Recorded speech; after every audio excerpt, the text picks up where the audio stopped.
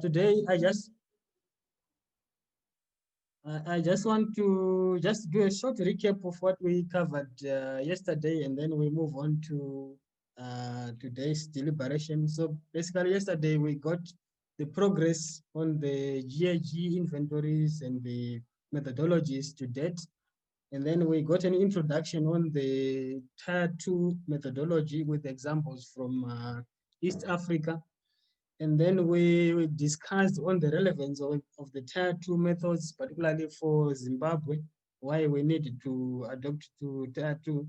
And then we also had to look at the requirements for the Tier 2.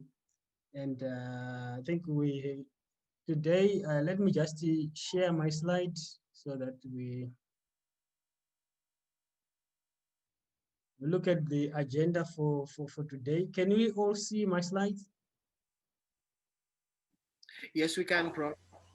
Okay. So today we are going to cover the IPCC animal performance. Sorry. I think I've gone much higher. Okay, we'll have explanation of inventory structure, which talks about the population subcategories. And then after that, we'll have a discussion on what key categories should Zimbabwe use. And then this one will be a breakaway session where we will have, I'm sure, 2 groups.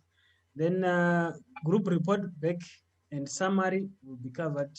And then we'll have introduction on data availability and data gaps. And then we'll end up with a discussion on available data and gap filling options.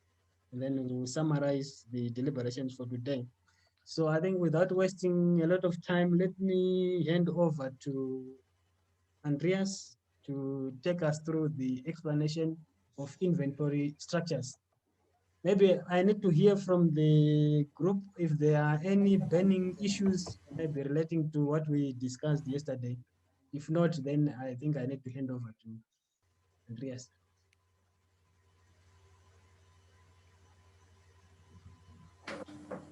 Thank you, Prof. Any burning issues from the group? If not, then I will proceed. So, as we discussed yesterday, the question of inventory is really the number of animals of different subcategories multiplied by the emission factors. So the emission factors we're going to talk about tomorrow. Today, the question really is, what are the categories that we're going to quantify for? And as I mentioned yesterday, if the data available in the country is not quite ideal, so long as you have the right inventory structure, you can continually update the data in that structure. So that's why we talk about inventory structure and not just about population data. So the numbers can always change, but if you have the right structure, you keep improving over time. So in the IPCC guidelines, they give general guidance, divide the animal population by the species, dairy cattle, other cattle, sheep, goats, horses, and so on. And for each species to divide by age, sex, and production system. So for example, for dairy cattle, a very simple IPCC compliant categorization would be like this. You have your dairy cow, then you have your adult males, and then you have male and female growing cattle all in one group. That would be a very simple way of identifying the subcategory of animals. And maybe there are different production systems, like a grazing system, a stall-fed system, or a traditional system and a commercial system. So that's the basic structure of what an inventory is going to be. It has different production systems and different subcategories of animal. And the reason that the basic thinking behind dividing the different categories is that their feeding habits should be different. This is in particular because feed digestibility is one of the major drivers of the emission factor. So if you have different feeding practices in different systems or different feed types consumed by different animal subcategories, then you can better estimate the emission factor for each subcategory that you identify. That's the basic thinking behind it. Now, in practice, there are different ways to do it. So yesterday, Professor Mapanda shared with us this a slide which had a table of the different number of dairy cattle and other cattle in different agroecological zones and different production systems in Zimbabwe. So thinking the first division is between dairy and non-dairy. And there are two different ways that countries deal with this. So the first method is that you define dairy cattle as dairy cows. So cows that have lactated at least, they are at least in their first lactation, they are adult cows. And then other cattle includes the heifers of the dairy breed, as well as cows that are not the dairy breed. It includes all of the other. So basically, dairy cattle means cows, and then other cattle means everything else. And many countries do that, particularly if the difference in animal performance is not so big between the dairy breed and the beef or other breeds. But there's a second way to do it, and that would be where you define dairy cattle as to mean specialized dairy breed animals, including the cows, the heifers, the bulls, the calves, the steers, so long as they are of the dairy breed. And then other cattle are the beef or the traditional mixed multiple use breeds. And it also includes cows, heifers, bulls, and so on. And the reason there could be two different reasons for doing that.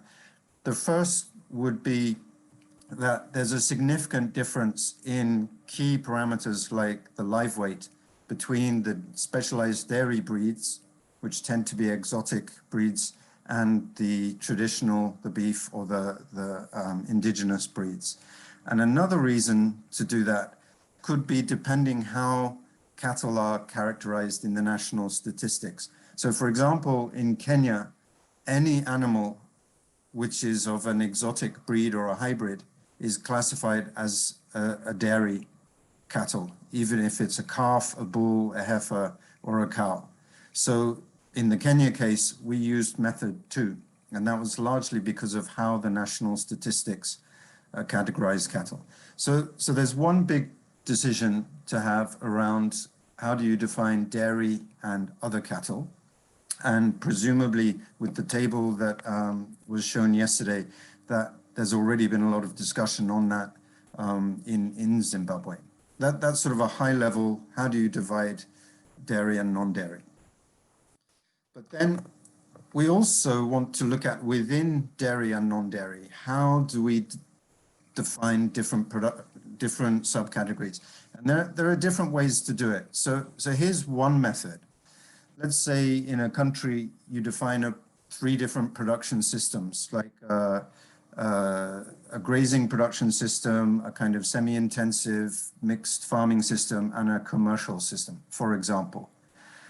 And then within each production system, you divide into by age and by sex. So you have female adult growing and calves and male adult growing and calves. And so that could be one way to structure an inventory. And then in any country, you have different regions, like we saw yesterday in the different agroecological zones of Zimbabwe, or the different subnational administrative regions of Zimbabwe. And then what you do when you measure the population, you sum across regions. So all the male adults in different regions, they get summed into their respective production systems. And similarly for the performance data, like the live weight, there might be different live weight in different regions of the country, but you can just take the average of different regions to represent the average in the production system. Let me give another example which does it the other way. So you might have a country, it has 3 very distinct regions, and in each region there are different production systems. So grazing, mixed farming, and commercial intensive systems. So you could also structure the inventory that the data comes per region and then is broken down by production system. So neither of them is correct. It really depends on 2 questions: what represents in the best way possible the situation of the country, and what reflects the available data. You know, you could have something really scientific that breaks down the country in different ways, but if the data is not there on a regular basis, then it's not going to be feasible in the inventory. We often discuss with people, how many categories do we need? And the scientists tend to always want more categories, because then it means the emission factors estimated for each subcategory are more accurate.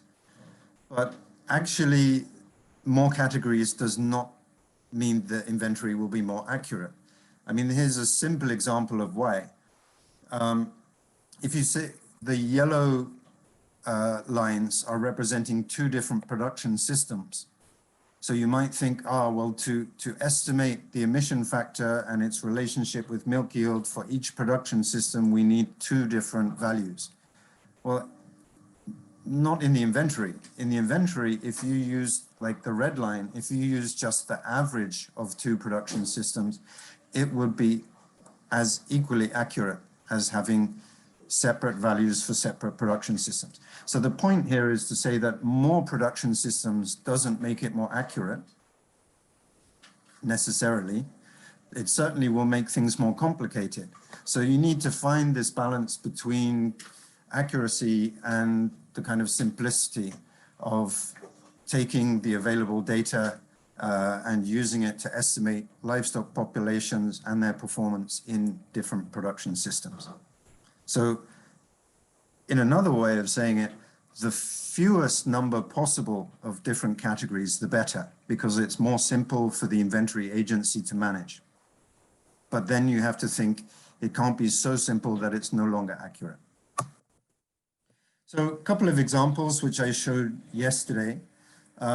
Here's an example of how in Ethiopia they've structured the inventory. On the one hand, on the left side, you have the different subcategories defined by age and sex, and also by breed. So the top table is the dairy cattle, which are defined as these exotic or hybrid breeds, and the bottom table is the indigenous breeds. And then they're divided by age and sex. And the categories that are used in Ethiopia were determined by what is available in the national statistics. So they have actually quite a good annual sample survey where they collect detailed data on the population by age and sex. And then for production system, the exotics were divided into commercial and smallholder dairy, and the indigenous animals were divided into a mixed crop livestock and a pastoral agro-pastoral. And so I just wanted to highlight about the smallholder and commercial dairy. Actually, there is no official statistics in Ethiopia for commercial dairy population, but we know they exist, and there are some estimates from research studies. So even though we don't have good quality official data for Ethiopia, we defined the structure of the inventory to include commercial and smallholder dairy production systems, so that in the future, when the data does become available, you don't have to redesign the whole inventory. You don't have to recalculate the number of dairy animals because you've divided them at a later date. So you have to think about what categories are useful, are possible now, but also what will be useful in the future.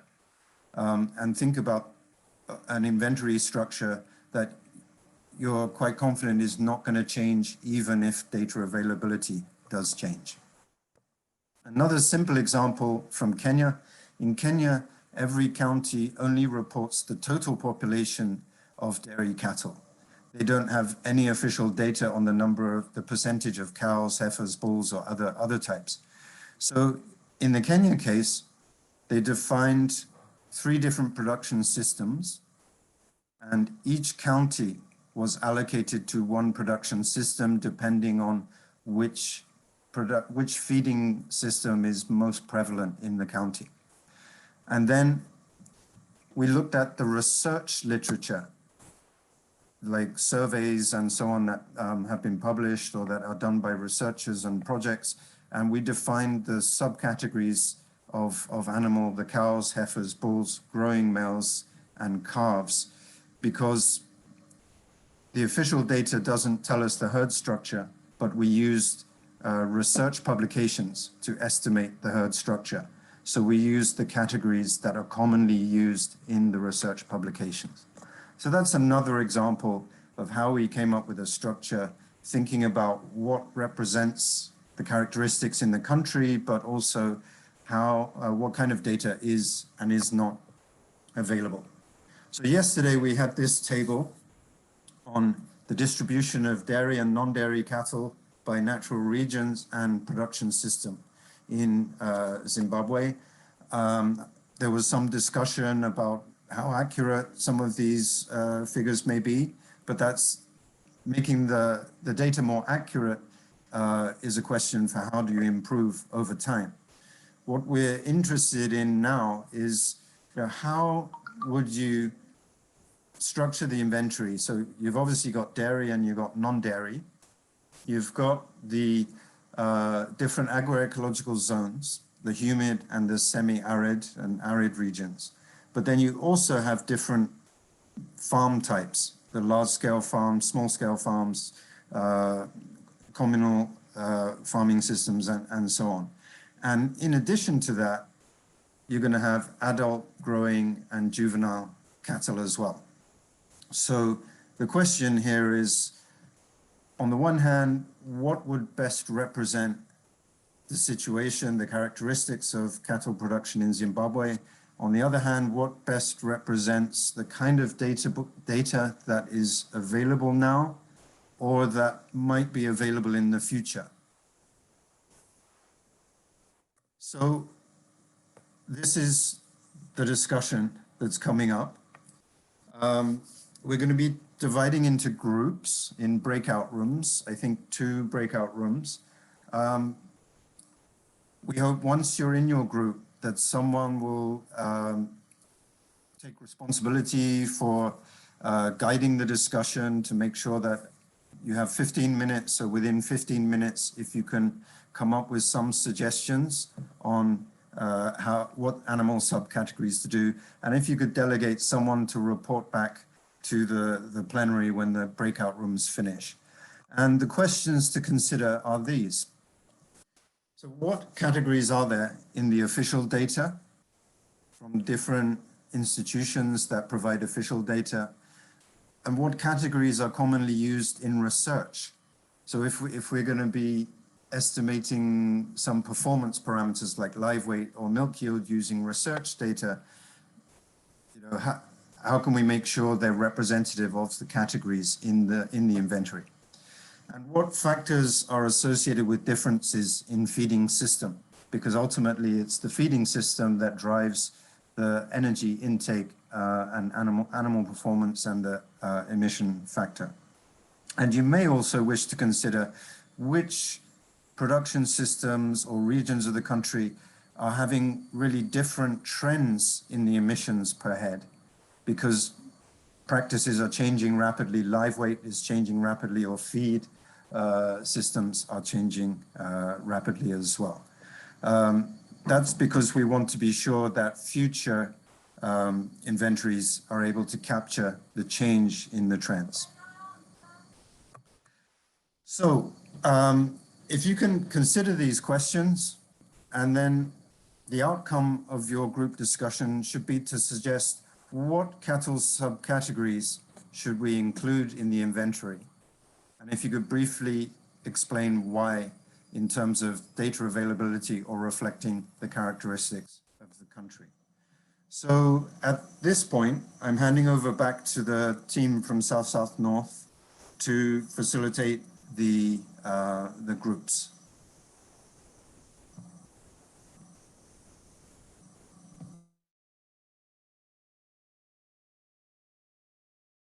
Okay, are we all back from our rooms? If we're back from our rooms, then Prof. Mapanda, would you like to facilitate each of the groups to share what they came up with? If not, then could I call on, say, Walter, would you like to take it away? Okay, let's get the feedback from group one.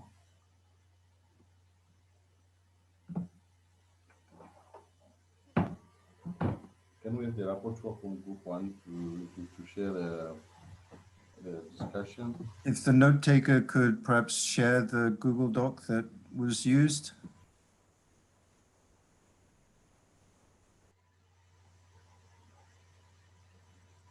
Okay, we're going to put that up now. Zikli, are you able to share it or? No, not yet. I'm still trying to open it. Just open it now. Let me share the screen. We were not able to take very detailed notes on this, but let me share this screen. In the meantime, I think there was also one of the group members who was noting down for report back. So can I ask that person to go? Group one.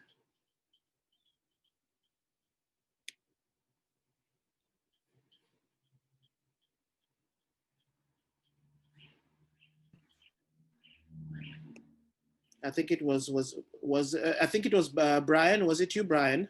Please go ahead.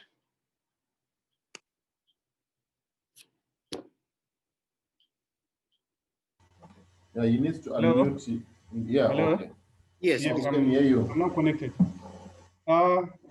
In our group, we had three institutions that are collecting data on livestock. So we realized that the data that they are collecting, it's kind of similar, though there are some differences.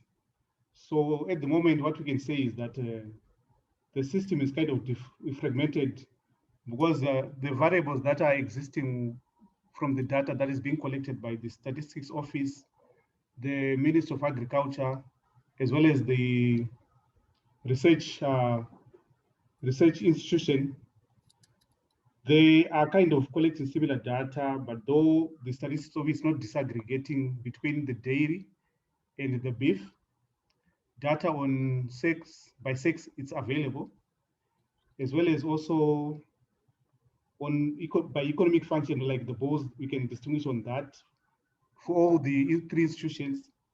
Also data on AFAS, tiers, as well as the age.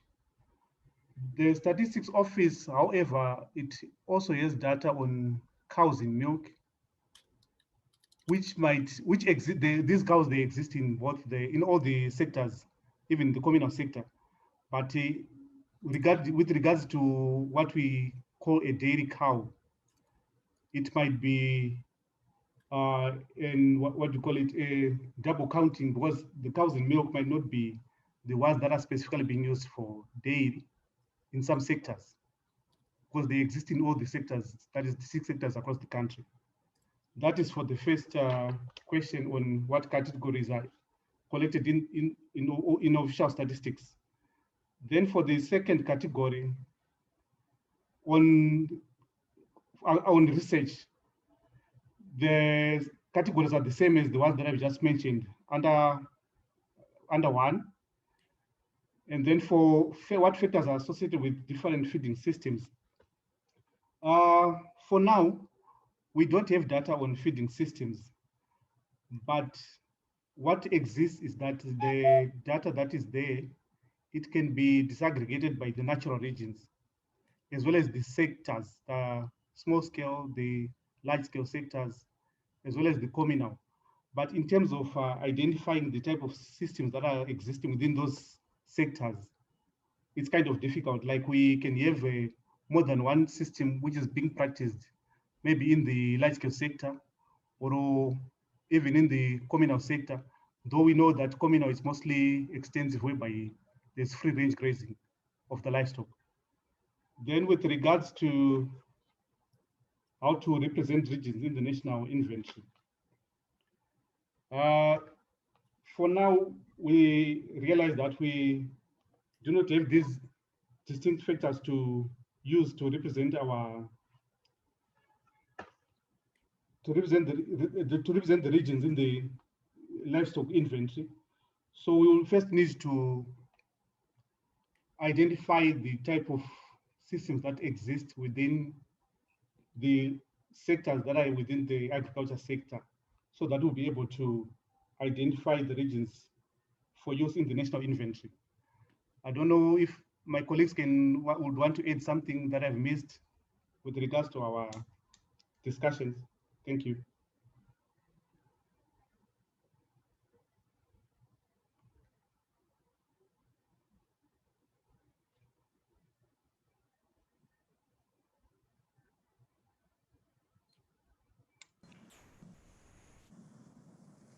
If there's nothing to add from the other members of the group, Group 2, would you like to share what you had?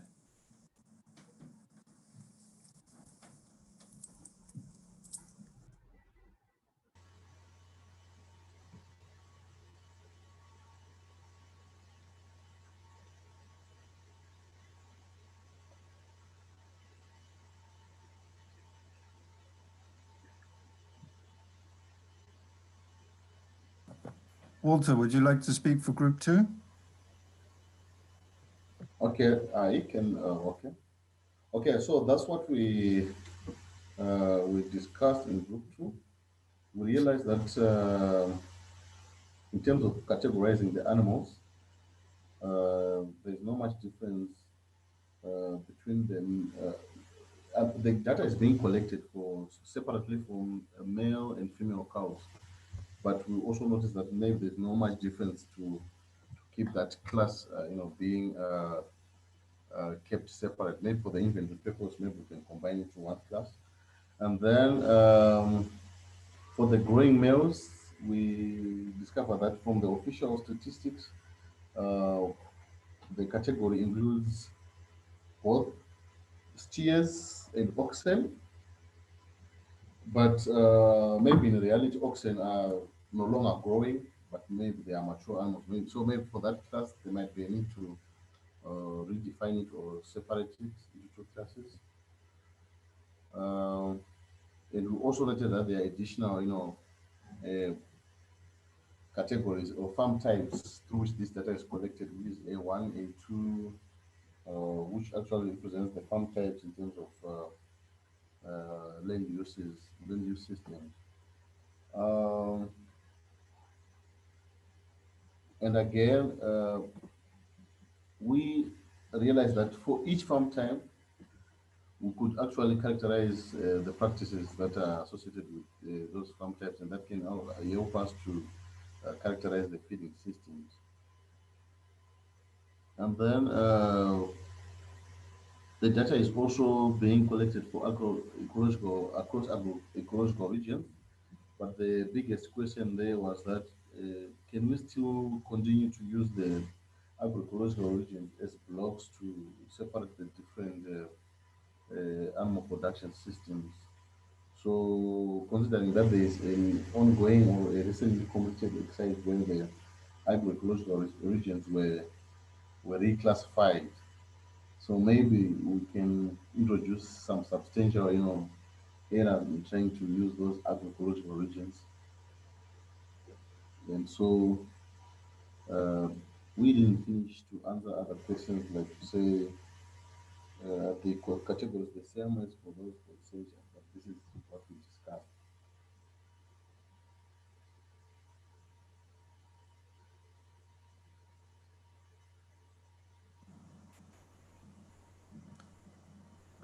Okay, thank you very much there, Walter, and also Brian for that feedback. So both groups were slightly inconclusive, which is not surprising. We only gave you 15 minutes to discuss, but it raised like several different key issues, dimensions along which we need to think how to treat them. For example, this question of cows in milk and its relationship with, well, firstly with adult cows, because obviously there are always some cows not in milk, but then also the relationship between dairy and non-dairy. So do you define the dairy cattle just as the single number of cows in milk, irrespective of breed? And maybe, you know, from different data sources, you estimate the average milk yield, the average live weight of cows in milk? Or do you use alternative data sources that perhaps indicate the number of adult females, but maybe don't indicate the proportion that are in milk and not in milk? So these are the kind of very practical issues that will need to be worked out. And some of it depends on logic, and some of it really depends on what data is available, especially what data is available historically. Because you remember yesterday in the presentation, I had mentioned that when you adopt Tier 2, you have to adopt it all the way from 1990 onwards. So these will be some of the key issues that we will discuss going forward. Now, Josh, am I correct? We're due for a 5 minutes break, after which we then proceed further with this question? Yes, Andy, that is correct. I just will confirm with the technical team, but I believe that that is where we are right now. Yes. Yes, we are ready for a break. We're going to go straight to the breakout sessions after the break. We have another introduction before the breakout session after the break. So let's take 5 and then we come back for another presentation before the discussion. Great, thanks everybody. 5 minute break. We will meet back at 3:27. Thank you.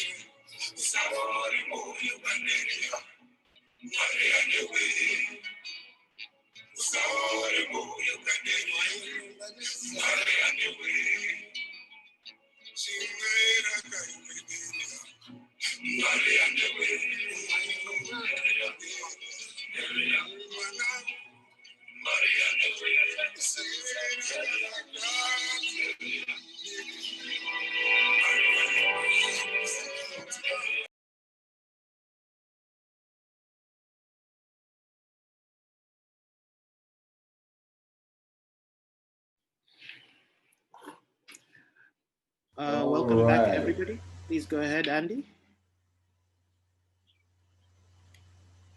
Thank you, Josh. So we had a brief discussion there on the possibilities for structuring the inventory. And a lot of it comes down to what data is available.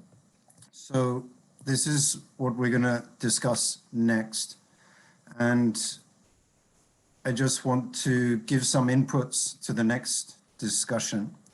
Unlike, in past days where we could get together and have 3 days at some resort and discuss all of the, all of these questions, it's quite concentrated into short discussions.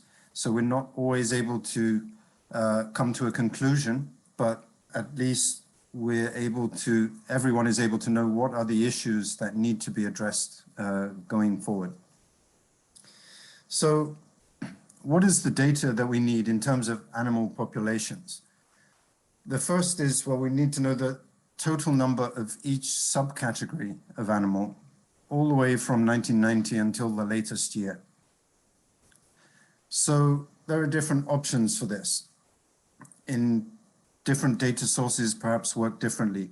Some data sources actually give estimates of the subcategory populations, while other data sources may give a total population, and you can use supplementary data sources to estimate the herd structure. So just an example that we had from Kenya.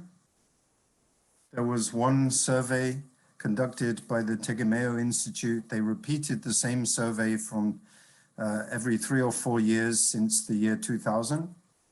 And the way they categorized the animals was just into 3 groups: cows, bulls, and they called it cows, but really it's all the growing animals. And at least that gave us a consistent data set over 15 years of the 25 years of the inventory. And we were able to fill the gaps between, for example, 2000 and 2004. We just filled the gap with linear interpolation. So this is an example when there's some data, limited data, it can still be used, but you need supplementary methods to fill the gaps. And in this case, we referred to other literature to further divide the growing animals into calves below 1 year and growing animals between 1 and 3 years. But it's a practical example of the kind of challenges that may come up in depending on the variation in the data sources available. So I'm imagining in Zimbabwe there may be a similar situation in which some data perhaps is available from the 90s, or even you could use late 1980s data to represent the 1990s situation. And there will be data available at different points in time, and possibly in more recent years, it's available, it's slightly more available at different times.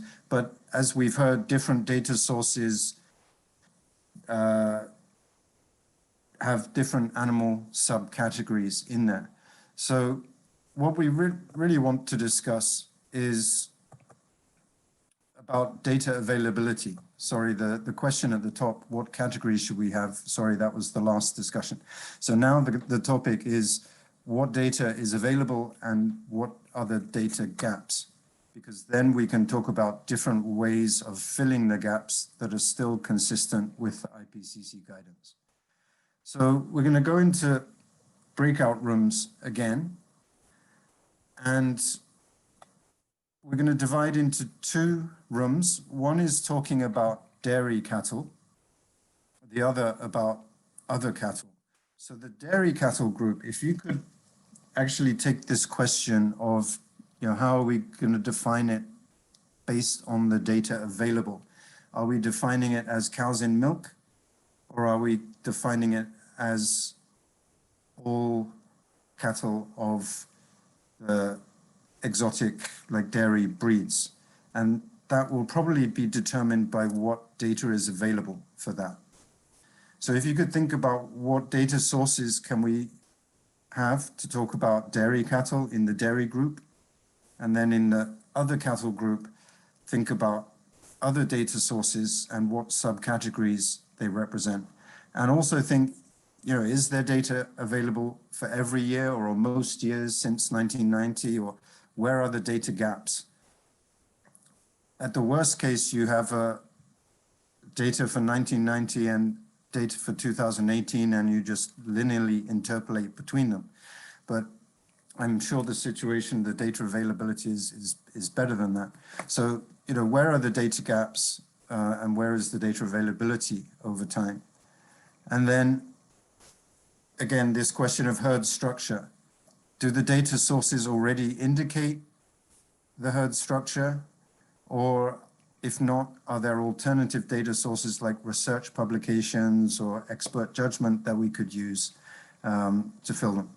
So going back to the table that I hope was on the Google Docs sheet, if you could elaborate on that, perhaps by adding a column to the right-hand side of the main categories that you've identified, and just summarize, what are the main sources of data that exist and for which years, and what are the main gaps, both in terms of years, but also in terms of animal subcategories. I realized that the last discussion was not 100% conclusive in terms of how to structure the inventory, but maybe it's, at the end of the day, it's going to be data availability that decides how those decisions are made. Before we go into the groups, are there any questions about this? Andy, this is Josh. Just while we are thinking of questions in response to you, just to let the participants know that in the chat box, we've been asked to assign ourselves to dairy and non-dairy. So thanks for those who've already picked. Those who haven't, please do so, so that the technical team in the background can allocate you to the respective rooms. Thank you. Thank you, Josh. So have you all picked? Dairy, non-dairy? Non-dairy, dairy, non-dairy. Okay, are we ready to go into our groups, and we can pick up from there?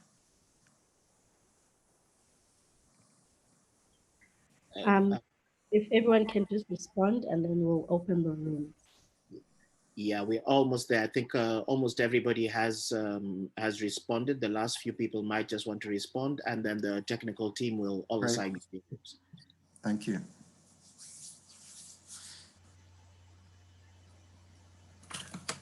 And then the rooms will open and the switchover will happen once everybody is allocated in the next minute or so. Right, welcome back everyone. I think it's time for feedback from the breakaway session. So start off with dairy. Can they give us their report?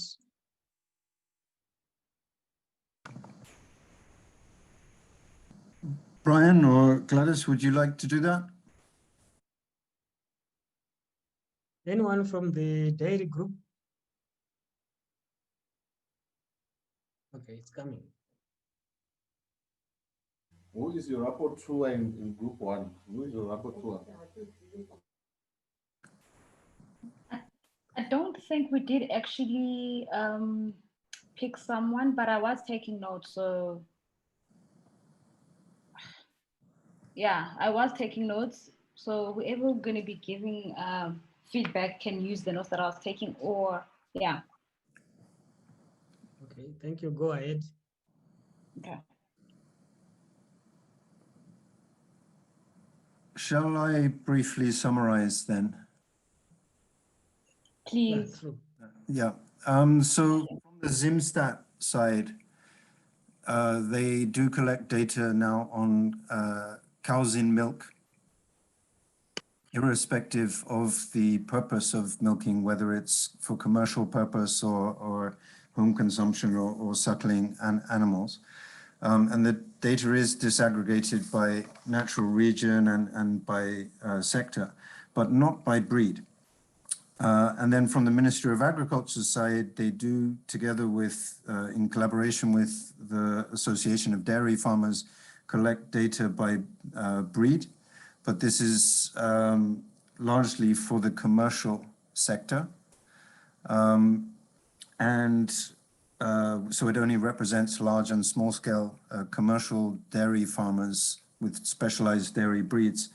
So it was looking like one option could be for dairy to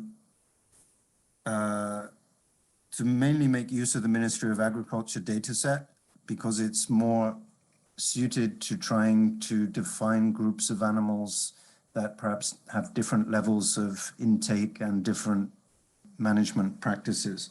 The question is that we don't know how representative that data set is. There may also, we're not quite sure how many years are covered or where the gaps are. So there could be an option for dairy where you use the Association of Dairy Farmers and Ministry of Agriculture data set to define a commercial dairy sector, and then all the other cows in milk, as estimated by Zimstat, are allocated to the other cattle, so the non-dairy cattle category. That was a suggestion that came towards the end of our group, and perhaps other people may have some comment on that. Okay, so that's the end of the presentation. Yes. Okay, thank you. Can we have the presentation from the non-dairy? Okay, thank you for the non-dairy group. And then for the first question, we was looking at the sources of data which are available. We said we have one from Zimstat and also from the Agri-Tech and Livestock Department, which we carry out crop and livestock assessments every year. It can be another source, as well as the Department of Veterinary Services. For the Zimstat data set, we said we have a data set which has got total livestock numbers from 1980 up to 2006, but that data has not been disaggregated by farming sector. But it was got livestock numbers for the dairy cows, the cattle, the goats, the pigs, and other things as well. And from 2006 onwards, we do not have an updated data set after this, but Zimstat should be able to provide this, because I think they carry out these assessments regularly. And OCHA, that is Agri-Tech and the Livestock Department, we usually take samples, so it was not a full data set. But however, we feel that the Livestock Department, through deeper attendance, collect data from each deep tank, so it should be able to. That data can also be collected and also be provided. And also, we also know that FAO, through that FAO-Stat website, they've got some data, livestock data, which they've collected. However, there are some differences between the ministry data, the Zimstat data, and also what FAO has put on the website. But I think this data set can also be reconciled when we put all these people on the same table. It can be reconciled.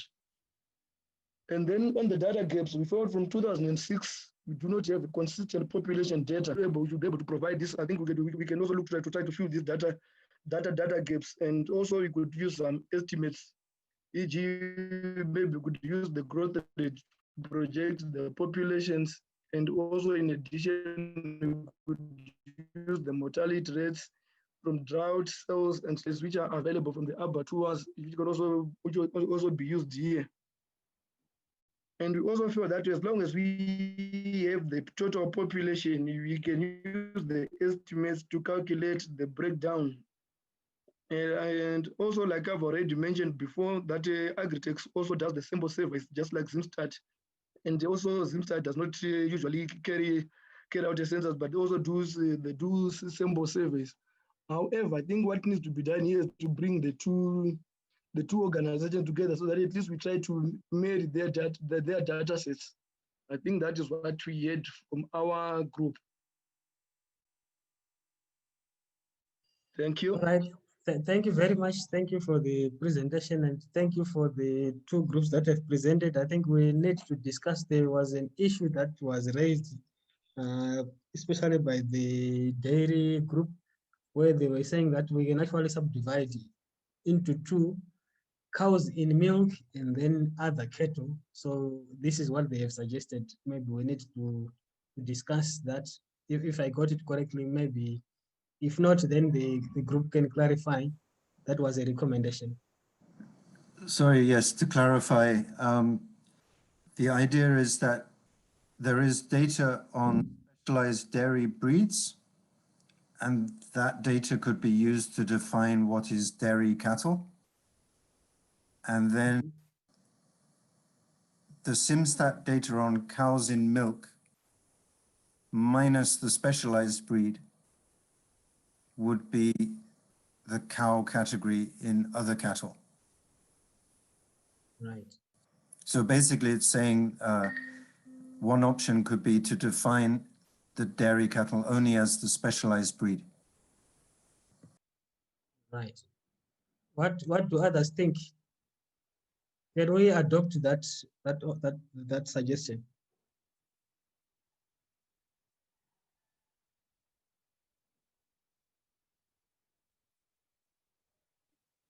Sorry, I kind of got cut off a bit there. Maybe you can just repeat that last bit before the question and what suggestion? Okay, Andreas? Yep, so the suggestion would be that dairy cattle is defined using the Ministry of Agriculture data set on cattle of specialized dairy breed.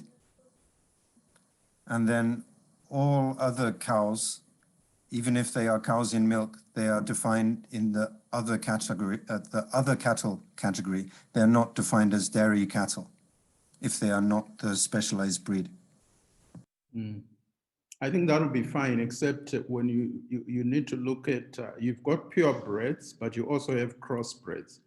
So which I believe should go towards the dairy side, because the crossbreeding was really to cater for the low or medium input type of farmers who may want to go into dairying, but would not afford something like a Holstein or Friesian in terms of feeding system and supporting the management of those type of cattle. Yeah, so okay. One other suggestion from the group was that the different parties need to get round the table and really be familiar with the ministry's data set and how it's collected. Does it include these crossbreeds? Does it include that are not on the commercial farms and so on and so forth? So still more to define about that. So on the dairy, the data that we have on the different types of breeds, is it available at national level so that we can actually move into tier 2, or probably it's isolated? Maybe that needs to be clarified in terms of the data availability. Also, is it for a time series, can we actually have it from 1990 going forth, or we do have a lot of gaps? I think we also need to clarify that so that we make a decision on the categories. Okay, can we have comments on that? I think you may need to look at other sources of data, which may not necessarily be your official ones. I'm looking at the smallholder dairy side, which is using mostly your crossbreds. And I know that there used to be a smallholder dairy institution running that. I'm not sure if it's still existent. And they would know, the smallholder dairy farmers and the structure of the heads that they had there. So especially in the 80s and 90s, I think they were quite active, but I don't know whether that data would still be available. And they have a significant national coverage. So, sorry? I'm asking if they have a significant national coverage. So that Yeah, the dairy development program, it looks as if you guys are all new to this thing, because at that time, that was a major institution. And it's still there under dairy board. It's still there. It used to be under ADA, and yeah, now yes. now it's under dairy board. So that information can be obtained. Okay. Right. Any other issues, any burning issues that we can discuss? I think we need to be rounding off now. Maybe my question is directed to Zimstat guys to say the disaggregated data.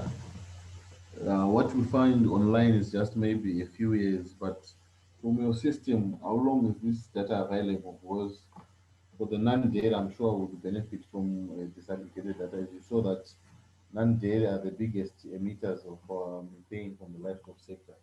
How long is this data available from your side?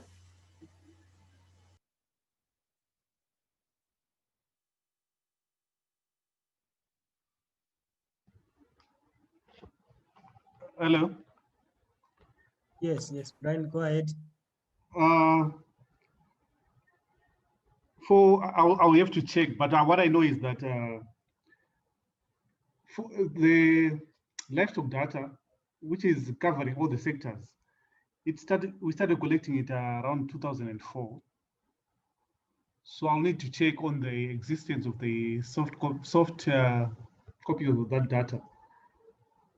But it's from 2010 up to current, the data exists, which is disaggregated to the level that we've been talking about. But we also have data gaps in between that period from 2010 up to 2018.